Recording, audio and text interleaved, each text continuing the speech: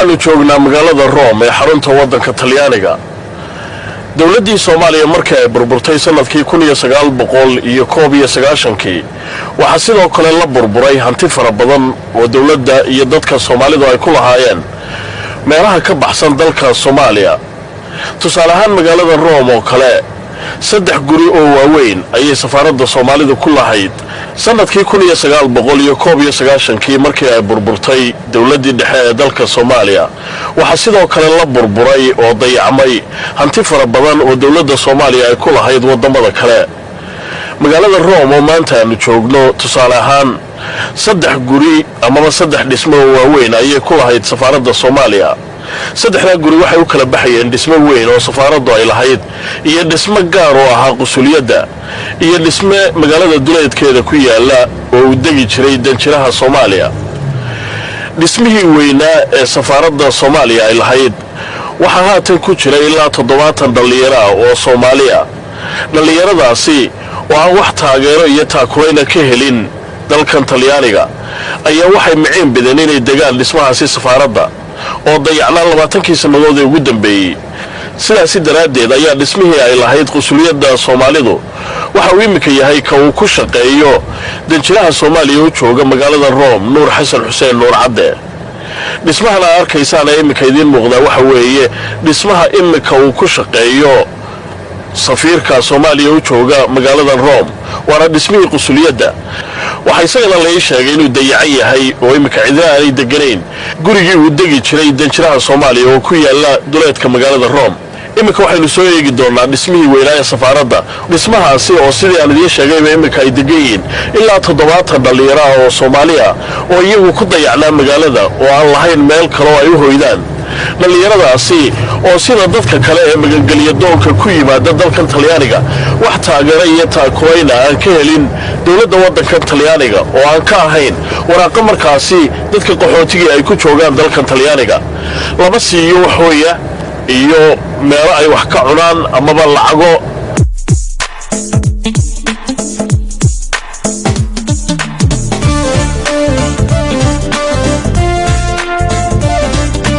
waxaanu imika soo gaadhnay dhismaha weyn ee safaaradda Soomaaliya ay ku leedahay magaalada Rome.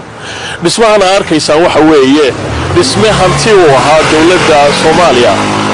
oo muddo dheer ka hor ay ka iibsadeen magaalada Rome. waxaana imika degan dhalinyaro Soomaaliya oo ilaa 70 tiradooda la igu sheegay. waxaanu soo eegi doonaa bal hadda xaaladda dhalinyaradaasi ay ku sugan yihiin iyo dhismaha safaaraddu sida uu imika yahay.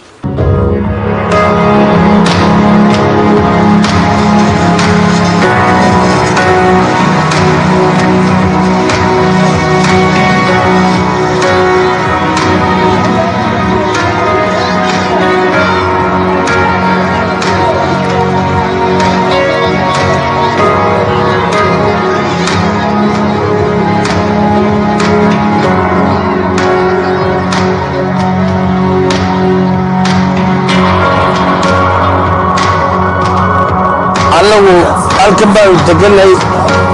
safaaradda ayaan ku nooloo seexanaa 7 dal baan laga soo celiyay faraayadaasana dhibaateeyay. Talyaanigu faraayadii markuu qaatay sharcina la siiyay magaalada ayuu nagu sii daayay. guri nama siin shaqo nama geyn wax daryeelo nama tarin inaan nula joogno in kale ma kala oga. markaa imisa qof baa halka ku degantiin halkan ilaa 300 ruux baa jooga imika dabada ayuu baxana way iska fooftay. adigu wadamada kale aad tagtay laga soo celiyo waa kuwa waa Holland waa Sweden waa Norway waa Finland intaasoo dhan faraayigi baa yaala mar walba faraayigun baa leeyahay. markii hore goormaad soo gashay Talyaaniga halkan waxa soo galay 2008 bishii lahayd. marka wadamada kale markaad tagtaan ee faraha la helay sida sheegayso ee la soo celiyo Talyaanigu waa aqbalaya cidii lagu soo celiyay ma waxa laala iyo wuxuu kugu sameeyay ma jirto airport marka laga soo rogo 5 ku hore galmigaad wataas.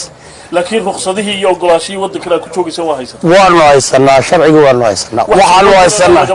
wax shaqooyina iyo wax daryeela iyo wax laga helaa ma jiraan. iskuul baanu maxaa ku direen qadada waxaan u doonaa meel qartaas oo kayu laga gabo mukniisada markaa mukniisadaana wuxuu yiri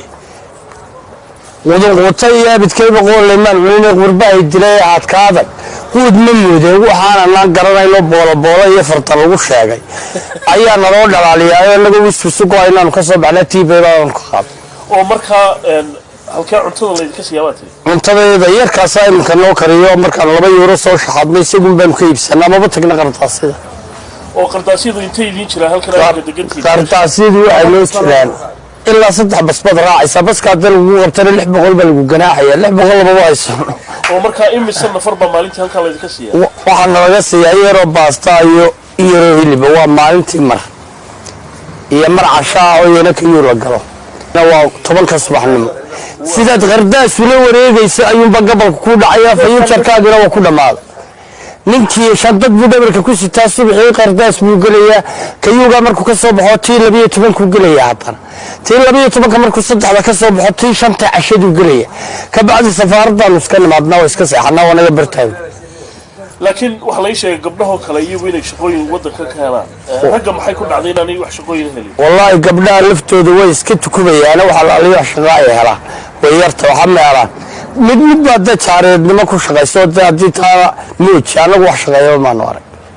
kulli shakhsi baan oo abla shaqeeya ma aragta abla wadanka hore u deganaayo iyagu aan qaxoontahay marka idinku yaa ugu timaadeen dhismahan oo gacanta ku hayay dhismahan waxaan ugu nimay oday wasiirka hore oday xasan halka jifa iyo oday abdikariin la yiraahdo عبد النبيني سفير كورة أيام الغني marka way iskaga nabad qabnaa halkaas baan iskaga gabanaa adoogum baan ku kasoo gabanaa waxa la aliyo waxna faan ku qabnaa ma jiro xalay ma yaala dasuulideedana wada aragtaa meel sare ma fadhiisanayda way iska bilaacadin baan dabo ka qaadnaa adana yurubaan joognaa waqta waa hagaag haddaba mid ka mida dhalinyaradan oo sida la socotaan badankooda amaba kulligood ku soo galay wadanka Talyaaniga dooniya ay ka soo raaceen xeebaha waqooyiga Afrika ayaa wuxuu iga warramayaa safarkii doonida ay ku soo galeen walaal magaca Abdullahi Ahmed Qayli baa leeyahay Abdullahi goorma soo gashay dalkan Talyaaniga 2008 safarkii ay u soo gasheen dalkan Talyaaniga adigu xageed ka soo baxday مقدشان كصباح واتي حاجات صومرتي ددنا waxaan soo maray Ethiopia soo maray waxaan soo maray Suudaan baan soo maray waxaan soo maray Sahara soo maray waxaan soo maray Liibiya soo maray waxaan soo maray biyaha badan soo maray muddo intee lag buu kugu qaatay safarka marka Soomaaliya ka soo baxay wallahi muddo 12 bilood uu qaatay ilaa Talyaaniga ka soo gaaraysay muddo 12 bilooda kharash intee lag baa kugu baxay wallahi kharash aad u basiid ugu baxay laakiin waa ka soo badbaaday laakiin واتعيد وح كل قطي ما شرتي دوني صار راعي دوني أنا عن صار راعي الحمد لله إنه سبب بدي لكن قال أنا نسوا تلاقينا نسوا قرب واتي يعني حتى إنه جبيه قوستي شدال كوب قوستي أيوة إحنا نسوا تلاقينا نسوا قاري مراكب تلاقينا إيه مسقف بمركز دوني ده كسر رايده كنت ليشان قفض بمسارنا وكل جين سوماليا واتي ده مركي اللي سبب بدي حق اللي نجي وحنا اللي جاي لما دوس جسيرة لما دوس أنا اللي جاي لما دوس أنا لقوها هاي دوري لاتن عشرة وأنا لقيت سوى ذا قبل يلا كل أنا لكيني كل يري هذا أنا لابس استمان لقوها هاي وأنا لقيت سوى ذا حنا لكينا روما دبنا نبحث عن مركز روما ولا يدك روما أنا كنا لكيني كم أنا لقي شرعي أنا لسي فانتشروا في الأرض أنا ليه سيلا إيمانك بوجوجنا هذا واتي مركز شرعي قال قصينا يا وح كلا أو تاجرة تاكلين وحبرشوا كلا اللغة دينا برتان حق مولدي وأنا أقول لنا لكن آوي يا كوكو تاكلين ولغدي وترادينيس لغدي أديكم مركز تراديسو ما هنقول قاعد تكفي كرتا مس لغدي تراديسا مس جيف قاعد تكفي كرتا ومركز وحوي اللي مسينا يو تاجرة كلا أو دقالة اللي مسينا يو وده كنا حق ولدي ما شفت ما أنا يا تصير أهان هذا كل هذا شن سنة وطن شرعة ووضن كان لقى اعترافسين ومعناها العقل السيء أو قول السيء ما كهينو ما يسكت إذا ما دام سنتشيء دولة تليانية أيضا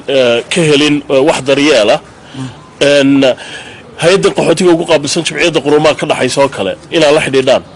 ما يتسلم حاليا لكن هيدا تليانية وقحوتي قابل سنة دتك رفوجرا قحوتي قابل سنة تقني مركب حيدين ساسنا هاي نك شتى سنة وذنا وحنا وقبت أوكي للصائد وحول بحكولين للصائد وأنا أغنى يقولين وحول إن muuqaalkii waa aragnaa dhismaha safaaradda aad degantiin tilmaan naga sii imisa qof baa halka ku degantiin wallahi waxaan ku deganahay ilaa adiga 250 oo deganta laba boqol iyo konton dhalinyaro ha dhalinyaro kulligiin rag baa tihiin ha oo gabdhaha iyaga xagee la geeyaa gabdhaha waxay iska raadsadaan qolyahan oo bixbixiya guryaha oo odigaas laba week bil ay bixiyaan ay iskaga noolyihiin gartay bal hadda duruufta halkan ka jirta iyo dhismahan ay ku nooshihiin siduu yahay tilmaan naga sii wallaahi nolol la soo koobi kara ma dadku waxay ku leeyihiin Yurub jirtaa noloshana ku nool ya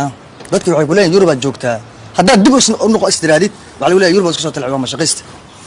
waa tahay nolosha aad arag maanta ku noolna ilaan taageero ka sugina maana bil aadan taageero waxa la ii sheegay markaa isku daydaan Yurubta kale inay u sii gudubtaan in maadaama Faranlayda ka qaaday dib leedin ku soo celiyo dalkan Talyaaniga aniga faray leeyahay Norway baan tagay faray baa leeyahay markii dheer waan ku celinaynaa waa ka soo dhuuntay tigidhkiidan soo goostay waa ka soo noqday marka dadka damacu kaga jiro inay dalkan Talyaaniga oo kale u soo taariibaan maxaad kula talin lahayd maya annaga soo qaldanaa isku soo qaldamayna dhiileen mar labaad waa soo galnay laakiin ilaahay naga bixiyaan leena taasaan u sheegay dadweynaha ku taahaya hadda inay soo baxaan ay soo taariibaan waxaan dhihi lahaa idinkoo iska jooga oo madficiina ka gaargaaraysta taasaa idin dhaanta waad mahadsantahay adee badan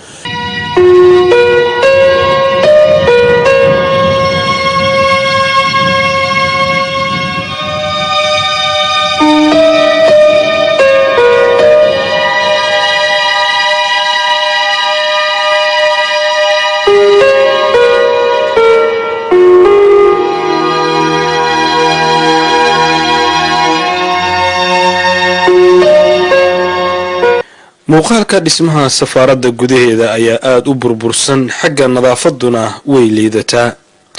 goobaha dhalinyaradu ay seexdaan oo deegaan ahaanta u ahna waa meel aada u hooseysa nadaafadeeda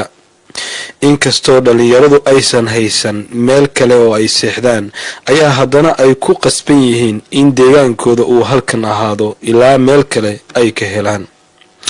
siday ii sheegeen cuntada waxaa loo galaa saf dheer qaarkoodna waxay isku dayaan inay iyagu cunto ku karsadaan goobta ay ku nool yihiin gudaheeda laakiin dhibaatada ugu weyn ee haysata xagga cunto karinta waa koronto la-aan oo si kale ayay wax u karsadaan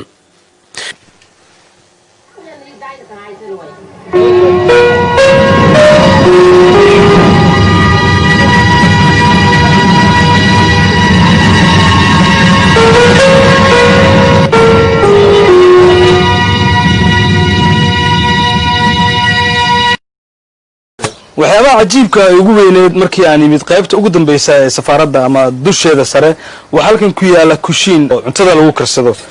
gebi ahaanba buildingkan ama dhismahani wax koronto ah ma laha nal ma jiro caagan aan hayo waxaa ku jira alcoholadii dadka lagu daaweyn jiray ama nabraha la isaga dhigi jiray sidaad arkaysaan waxaa ku qoran halkan alcohol kanina waa jentigar intaan ayay ku shaqaystaan oo cuntadooda ay ku karsadaan maadaama halkan koronto ay jirin cabdifataax ayaa wuxuu jecel yahay marka inuu tuso qaabka ay cuntada u karsadaan iyo sida ay u shitaan cabdifataax sidaad arkaysaan wuxuu samaynayaa wuxuu shidayaa jikadii ayaa la kicinaya ama la saaraya markan kisacan oo hoos yaala waxaa ku jira suuf iyo alcohol ayaa lagu shubay dabadeedna wuxuu qabadsiin doonaa dab maxaa dhici doona talow okay saana markuu shidnaanaysaa maxaa marka saaraysiin marka digsiga la soo qabanaya okay marka awood may u leedahay marka inay wax kariso gisa casiirka awood u leedahay degdeg ku karay waliba 5 daqiiqo marka hadii laba la rabana gisa caskala la shidaya okay marka tan dhexe waa digsigii weynaa halkan marka hadii la rabana mid kale soo qaadan kartaa hadii la rabo gees kale ka shideena okay وارن عجيبة طبعا وكشين نوعي وجودن بي أي استعمالان قرب الجوك الصومالي ذا وحلقيها وضد دو فربضان الصومالي أو يوروب تكلا كنول إن أرنتان لا يابسيهين سيدا در كيسان فرسمدن إيجا أيا اللي في مادام ماشو كورنتا أي جرين أو مال وح لو كرسدا أي جرين أيا وح يكون فكرين دليردان إنه عانو كلا وح كرسدان سيدا در كيسان إن وح هالكاس يالا سد حق الساعة oo kuwa kalluunka ka dhamaada ayaa la jeexay suuf ayaa la dhexgeliyay alcohol lagu shubay dabadeedna waa la shiday cuntadoodana sidaas ay ku karsadaan marka dhibaatadii ay Yurub ay dhalinyaradan u soo aadeen oo ay u soo mareen hadday noqon lahayd saxaraha weyn ee Suudaan iyo Liibiya dabadeedna Liibiya waxay ka soo raaceen doomihii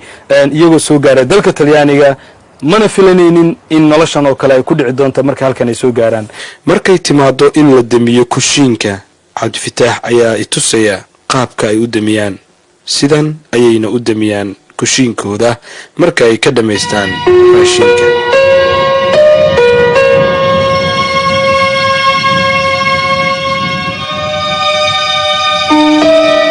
sida aad arkayseen ayaa dhalinyarada Soomaalidu ay uga nool yihiin magaalada Rome waxaana ay ku jiraan dhismahaasi aynu soo aragnay ee safaaradda Soomaalida ahaan jirtay dhismahaas oo cidla ahaa ilaa 20 sannadood ee ugu dambeeyay laakiin ilaa imika dhowr iyo 10 sannadood ay dhalinyaradaasi sida aad arkayseen u deganaayeen waxaanu imika ku soconnaa dhismaha qusuliyadda Soomaalidu ay isticmaali jirtay waagii hore oo haatan uu ku shaqeeyo Danjire Nuur Cadde isaga ayaanu ka waraysan doonaa waxa uu ka qabtay ama uu dabacsan yahay inuu ka qabto xaaladda dhalinyaradaasi iyo guud ahaanba sida uu shaqeeyo sida idin muuqata dhulkanaanu haatan maraynaa waxa weeye bartamaha magaalada Rome waxa ku yaala dhismayaashaasi aad iyo aadka u qadiimiga ah dhismayaashana waa kuwii ay ka tageen Romanesku oo taariikh aad iyo aad u dheer waqti haatan laga joogo caalamka intiisa badan iyagu ka talin jiray magaalada Rome waxa yimaada dad aad iyo aad u tiro badan oo caalamka isaga yimaada daafihiisa oo u soo dalxiis taga si ay u arkaan goobahaasi taariikhiga iyo weliba kiniisadda weyn ee looga taliyo madhabta Roman Catholic-ga oo iyaduna ku taala magaaladan Rome dhismaha weyn ee imika idin muuqda waxa weeye kiniisadda caanka ee Catholic-ga kiniisaddaasi waxa fariisanay u tahay baadariga ugu sareeya madhabta Roman Catholic ee adduunyada madhabtaasi oo ay haystaan amaba ay caabudaan dad tiradooda ay gaarayso ilaa 1 bilyan oo qof oo adduunyada ku kala nool waxaanay ka mid tahay meelaha ay caanka ku tahay magaalada Rome waxa uu yimaada si ay ugu soo daawasho tagaan kumanaan qof oo caalamka daafihiisa isaga yimaada waxa ay u daawasho yimaadaan oo ay aad u jecel yihiin inay arkaan kiniisaddaasi madhabta Roman Catholic-ga looga taliyo ee fariisinka u ah baadariga ugu sareeya kiniisadda Catholic-ga waxaanu haatan soo gaarnay dhismaha ay ku shaqayso safaaradda Soomaaliya ay ku leedahay magaalada Rome ee xarunta waddanka Talyaaniga dhismahan idin muuqda wuxuu ahaan jiray berigii hore qusuliyadda Soomaaliya ay ku leedahay magaalada Rome imikana maadaama dhismihii weynaa ee safaaradda sidii aad soo aragteen ay degan yihiin dhalinyaradaasi Soomaalida ah ilaa dhowr iyo 10 sannadood ee ugu dambeeyay markii la soo magacaabay bishii Sebtembar ee sanadkii hore ee 2009 Nuur Xasan Xuseen Nuur Cadde inuu danjire ka noqdo dalkan Talyaaniga iyo weliba midowga Yurub ayaa waxa uu xafiis ahaan u isticmaalaa dhismahan arkaysaan oo ahaan jiray kii qusuliyadda hore haatan laga dhigay dhismaha cusub ee safaaradda Soomaaliya dhismahani ku dhawaad 20 sannadood ee tagay muu lahayn leyd iyo biyo toona laakiin waxa gacanta ku hayay ilaaladii hore oo iyagu ka mas'uul ahaa sida arkaysaan aad iyo aad u dayacmin dabadeedna imika waxaanu halkan waraysi kula yeelan doonaa danjire Nuur Xasan Xuseen Nuur Cadde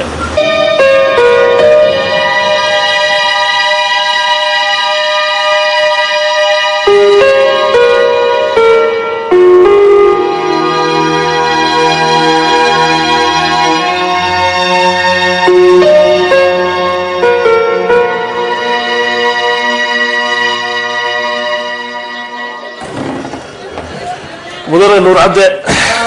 أهلا وسهلا صلى الله فينا هذا اللون أكسي خير وي تمام هذه هذا اللون أكسي أيوة تمام هو النمي الحمد لله هذه هذا اللون في عنا سمون أكسي وحكوا لي رهي ولا قل لي خير وي تفضل beautiful thank you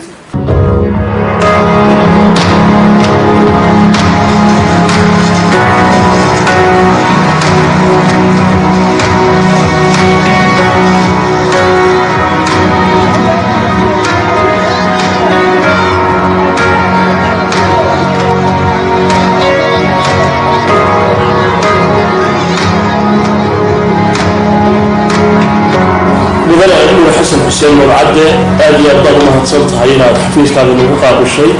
oo waraysi aad basiinaysid haddii aan ku bilowno dhismaha aad ku shaqaysaa waxa weeye dhismihii qunsuliyadda u ahaan jiray waagii hore safaaradda Soomaalida dhismihii weynaa safaaraddu xafiiska ay ku lahayd waxaanu gurmud ku soo aragnay dhalinyaro aad u tiro badan oo Soomaaliya oo xaalad aad iyo aad u qalafsan meesha ku nool muddo inta leeg bay dhalinyarada taariikhda ku soo galaan ay meesha ku noolaan waa mahadsan tahay horta dhalinyarada aad soo aragtay waa ku faraxsan horta inaad aragteen xaaladda ay ku jiraan iyo sida ay yihiin dhalinyaradu lama oran karo lama dhihi karo ilaa muddadaas ay ku jireen sababtuna waxa waaye waxaa jira dadka dhalinyarada ah markii ay yimaadaan dalkan talyaaniga inta badan way gudbaan oo waxay u gudbaan wadamada kale ee Yurub ay u gudbaan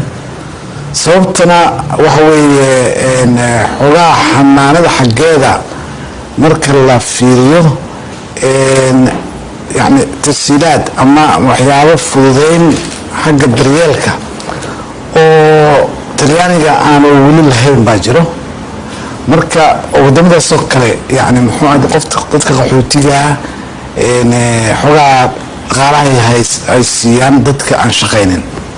halka arintaasu kama jirto waxay siiyaan sharci kadib waxay yiraahdaan idinka iska tiiriya magaalada waa taasay taasna hadee dhalinyarada badankooda markay imaanayaan afka ma yaqaanaan dhaqankii ma yaqaanaan marka runtii culays badan ay la kulmaan sida qiyaasi karayo idinka guddiyo safaarad ahaan waa u baahan tihiin ilaa xafiiskii heshaan oo aad ku shaqaysaan dowladda tiyaariga ma ka hadashay xaaladda dhalinyarada ay ku sugan yihiin si fiican baan ugala hadalnay horta dhalinyaradan muddada marka ay weydiiso su-aasha hore ayaga way isbedelaan oo qaar baa shaqo helo qaar baa yani maahan kuwii hore oo 70 ay ku bilowdeen maaha laakiin way isbedelaan waxaa laga yaabaa bil kasta inay 10-20 yani helaan yani ka baxaan laakiin kuwo kale oo laga soo celiyo wadamada kale ee Yurub ayaa yimaada marka waa rotation waa isbedelaan marka saas arkaysa mar waa konton mar waa maaldow yaa dhaxdaas waxay gaareen ilaa 20 miyo way aad u yaraadeen laakiin haddana waa soo bateen marka mar way badnaayeen oo boqol way ka badnaayeen way dhaafayeen marka halkaasay joogaan annaga markii safaaradan hadde waxay ahayd wiilashana xaggaasay joogeen adiga hadda dabcan wiilashan baad soo aragteen laakiin halka konsuliyadda ahayd waxaa joogay oo jiifan jiray oo ku noolay gabdhaha markii aan halka muxuu ahay la yimid oo safaaradii safiir la soo magacaabay la aqoonsaday dowladda talyaaniga ay intaqaana ogolaatay inay safaarada la isdhaafsado aniga laga qabtay warqadihii aqoonsiga safiirnimada loo baahay markaas in la helo xafiis lagu shaqeeyo hadda xafiiskii safaaradda iyo kii qunsuliyadda oo aan anaga lahaynay labadaba wax shaqeynaya ma jirin muddo 20 sano dhibaatadaasaa jirtay marka bacdimaa safaaradda xafiiskii ahayna aad ay u burbursan yihiin wiilash badanna ay deganaayeen markaas kolley 30-40 gaarayeen halkana gabdhaa deganaay markaan fiirinay waxaa noo soo baxday dhaawaca guriga gaarayna inuu badan yahay kan safaaradda xafiiskii safaaradda oo haddii la yidhaahdo dayactir iyo dib u habeyn oo dabcan u baahan yahay howl adag iyo qarash fiican haddii la yidhaahdo gabdhaha iyo wiilasha yaa macnaha ay sahlan tahay in hab loo helo oo ama shaqo loo helo ama meelo kaloo la geeyo loo helo waxaa sahlan halka gabdhaha ayaa shaqo heli og ayagaa mataqaanaa bulshadii dhexgalkeeda ay u fududahay marka waxaan door bidnay bal gabdhaha meeshii ay joogeen inaan marka hore aan ayaga la hadalno waa la hadalnay arrintii baan u sheegnay in safaaraddii ay shaqayso ayaa la doonayaa waxay yidhaahdeen muddo una siiya gaaban waa anagaa ka baxayno muddo gaabanaan siinay laakiin nadaafadda aad arkaysid iyo howsha safaaradda laga qabtay gabdhihii ku noolaay in badan bay ka qabteen. haddii ay hadda noqoto safaaradda dhinacaas in wax wiilashaas loo helo qaab iyo meel la geeyo, waayo annaga waxaan diidanahay wiilashiyo meel la geeyo loo hayn, oon waxbarasho loo haynin, oo aan shaqo loo hayn, inaan dhahno naga saaro oo hala baneeyo safaaraddii wiilashana banaanka lagu soo tuuro Soomaalida. marka taas yani suurtagal maaha. talyaaniga marka waa wada hadalnay, hadda waxaa lagu jiraa in loo raadiyo meel degaan ah, waxna ay ka bari karaan, shaqana loo carbi karo. ayaga talyaaniga waxay naga codsadeen ayaga intay safaaradda joogaan, de safaaradda bacdina ay leedahay macnaha muxuu ahaay hayndaab diblomaasiyadeed ee uu saaran yahay. ayaga waxayna yidhaahdeen dad gafaf iyo dembiye galay ayaa laga yaabaa inay ku soo dhuuntaan meesha safaaradda. marka waxaan dhahnay waa la hadalna qoladan, waxaan dhahnay taas kulli xukuumadaysan dhahin. dhalinyaradana adinku shalay xafladii la qabtayaa tusaale u ah. dhalinyarada kulligood waa joogaan xafladii, waana ka shaqaynayeen, dadkay soo dhaweynayeen, aad bay isu xilqaamayeen. marka waa dhalinyaro aad iyo aad u fiican oo runtii dadaalaya. annagana waxaan ku dadaali doonaa dhibaatada ay hadda ku jiraan inay ka gudbaan oo ka baxaan. laakiin mudane murcadde waxaa jirtay sidaa adiguba sheegtay waayadii hore dalka talyaaniga markay soo galaan wadamada kale Yurub ay u sii gudbi jireen. sax iminka tiimaasha way ka baxday faraha dalka talyaaniga lagaga qaada markay isdhiibaan. heshiiskii Dublin ayaa markaa qabanaya wadamada midowga Yurub ay ku heshiiyeen qofku ilaa dhowr wadan iska dhiibi kareen. markaa markii wadamadii kale iska dhiibaan haddii la soo celinayo halkana ay xaaladda ku jiraan ma la soo qaadeetaa mas-uuliyiinta talyaaniga bal in arrimaha Soomaalida si gaar ah waa la soo qaadnay oo horta dhibaatada meeshaan ka dhacday waxa waaye runtii talyaaniga Soomaalida si gaar ah ayay markii hore daryeel iyo sharci aan wadamada kale dadka ka yimaada aan haysanay sii jireen. kadibna waxaa dhacay dhibaatooyin fara badan. waxaa dhacday in dad aan Soomaali ahayn ay muxuu ahay dokumentikii iyo baasaboorada Soomaalida qaateen. kadibna arrintii isku dabaqday mar haddii yani dowladda ay meesha ka baxday. marka taas waxay keentay baasaboorkeenii Soomaalinimada inuu horta yani wadamada Yurub inuu ka socon waayo.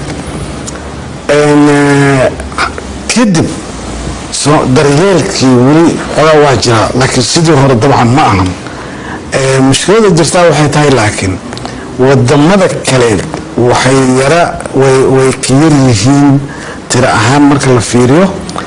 marka labaadna xagga shaqada waxaad moodaa ganacsiga iyo waxyaabo yaryar ayay ka shaqeeyaan oo barteen. laakiin annaga dhallinyaradeenna waxaad moodaa weli inay laynkaas waxyaro uga dhiman yihiin. marka wadahadal wanaagsan baa noo socda annaga iyo dowladda talyaaniga iyo ururada samafalka talyaaniga iyo hay-ado kale oo kulley inay wax ka qabtaan aan rajaynayno. mudane murcadde ma aha uun dhismayaashu keliya laakiin safaarad shaqaysa oo sida tiiman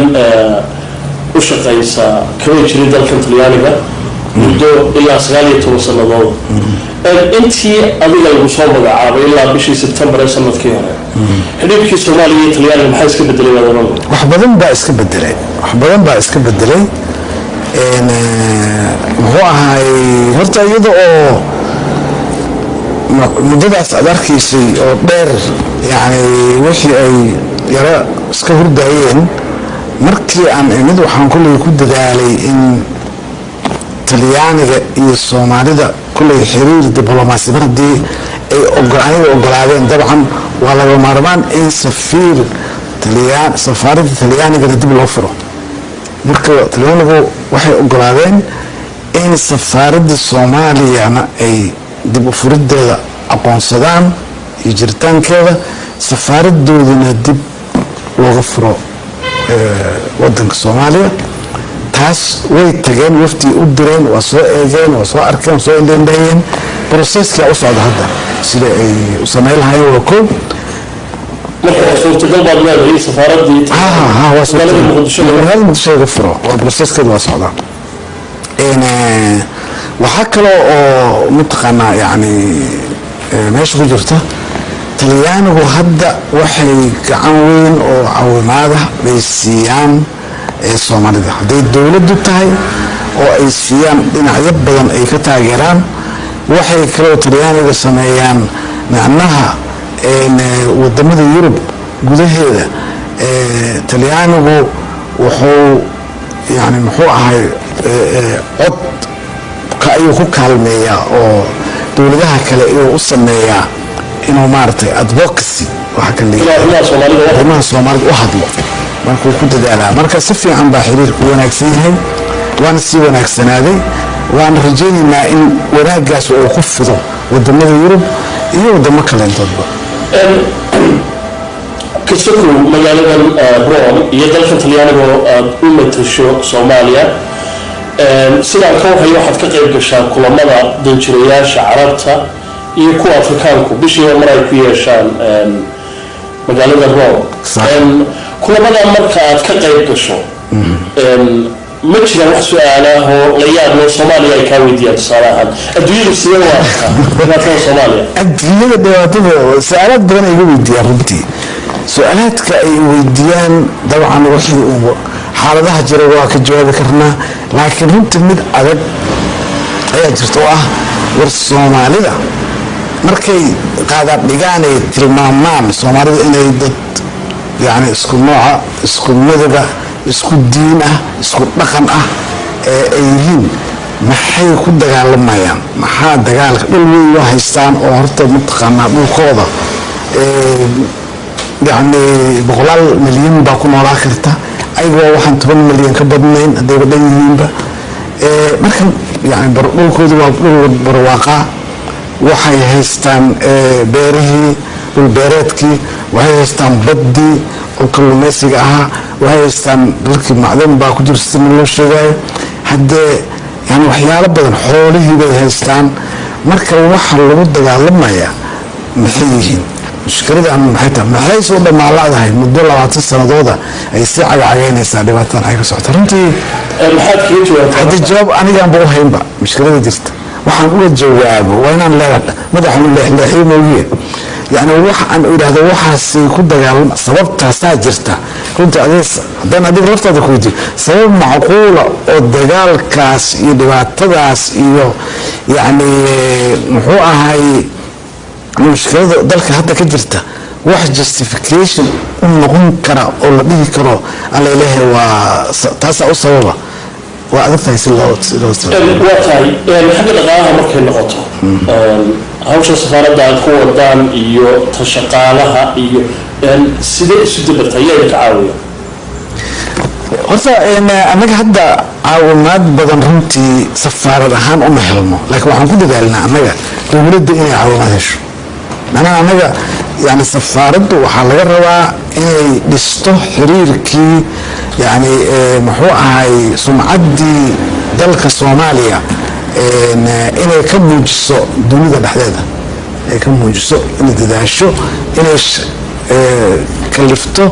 يعني دولته جريكو ماركتي صورة قال كدكتو إنه الرياقان أركان إباتة جرته كده بنرجع عنك جيستان كالمسيان مركا رنتي أنا وحن كده قالنا إن كل دلك الصومالية وحو كسونا إباتة جرته إن نكبر عند أنه الدمر تليانية والدمر الرير يوروب يجودان الدوين هوا إن لكن أنا وحن رجعنا مدة عابن أما مدة بكده بس برضه نسبح كرتورت لكن هذا ولي كلمة يرجر واجران لكن حوالي أنت ما مكرنا بيه كنا عليه عدة سنة كلمة يسرونتي ما جرته مركا خرشات كيلو مشاريع كيلو كله ما وزارة الدولة دولة بحسابه شغالها مشاريع قفقة تكون جرته أنت هذا أركيسي اسمه وقف صار وشقيا كل اسمه وقف صار وشقيا أنا سفيرة هي ضمان أنت أركت شغالها ورث مشاريع مقاطعة وحيالها يريد السفارة سوق لو واحد أركتي ميس قدو أيام سمينة ميس كسر لقى قضية هو شباب القبطة runtii waxa waaye marka weli ma aanan gaarin inaan shaqaalihii mushaar u qorno oo aan siino. hadda shilin haddii uu lacal soo galo waxaan ku dadaalnaa inaan safaaraddii ku dayactirno, inaan muxuu ahaay wax kusoo iibino. marka qalabkan ad arkaysid iyo waxyaalahan iyo maalan dabaaldegii shaloo kale loo dhigayo kaleentood iyo kulli markaa fiirisid waxa waaye inkastoo aan isleenahay shacabkana oo qayb ka qaatay bulshada halka degan iyaga abaabulkii runtii xuskii sanad guurada, laakiin haddana safaaradda waa voluntary basic ku shaqaysaa ilaa hadda. waata ugu dambeyntii mudane murcadde markaynu eegno xaaladaha ka jira gudaha dalka Soomaaliya, dowladda haatan aad matasho danjiraad u tahay ee madaxweynaha ka yahay Sheekh Shariif Sheekh Axmed, waxay xukunka ku timi shirkii ka dhacay Djibouti oo adigu qayb weyn aad ku lahayd sidii la isugu keeni lahaa xukuumadda ra'iisul wasaaraha u ahayd iyo mucaaradkii waagaasi ka soo horjeeday ee fadhigoodu ahaa magaalada Asmara. dadka siyaasadaha dhaliil waqtiga ra'iisul wasaaraha ahayd waxay tilmaamaan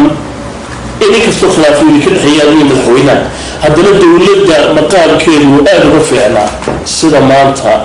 ay tahay iyo halkay joogto. markaad eegto dhulka hoos imanayay, markaad eegto cuduudda ay lahaayeen kooxaha ka soo horjeeday, markaad eegto taageerada ay dowladaha ka helaysay dowladdu, adigu eedaynta sidaas ama dooda saasa maxaad ka qabtaa?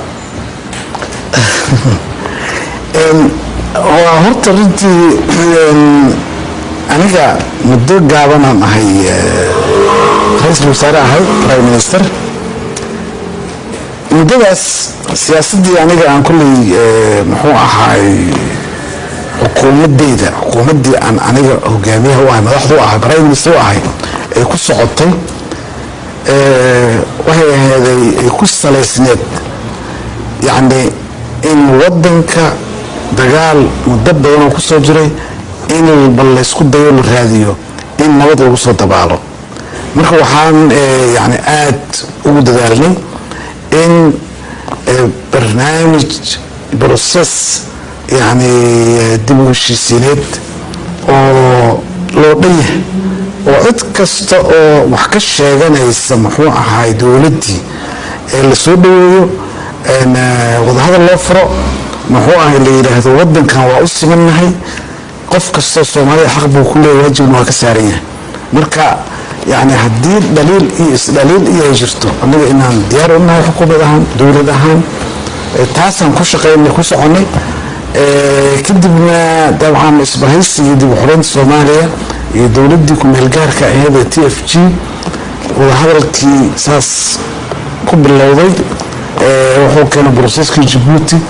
dowladda hadda jirtana dabcan waa mirihii ka dhashay dib u heshiisiintaas. marka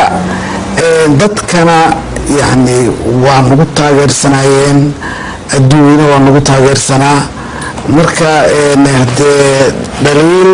nabad dalkii hala nabadeeyo malay maayo inay dhaliil kulley yani muxuu ahay noqon karto. waana aniga waxaan ku qanacsanahay yani aniga waxaan bilaabay inaan idhaahdo war aniga haddii prime ministernimadayda lagu helaayo inaan ka dego diyaaraan u ahay, haddii nabad lagu helaayo iyo dib u heshiisiin runtiina ilaa heer waa fuliye. marka waxaan leeyahay dabcan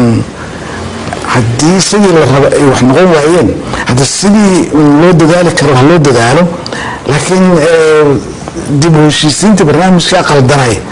waxaanigu kulley ma qabo. waxaana qabaa weli inay valid tahay broseskii dib u heshiisiinta iyo nabadeyntii in la wado. mudane nuur xasan xuseen murcadde aad iyo aad baad umahadsantahay. intaasna waxaa ku dhan barnaamijkii gaarka ahaa ee aan idinka soo diyaarinay magaalada Rome ee xarunta waddanka Talyaaniga. aniga iyo baafo waxaan idinku dhaafaynaa nabadgelyo.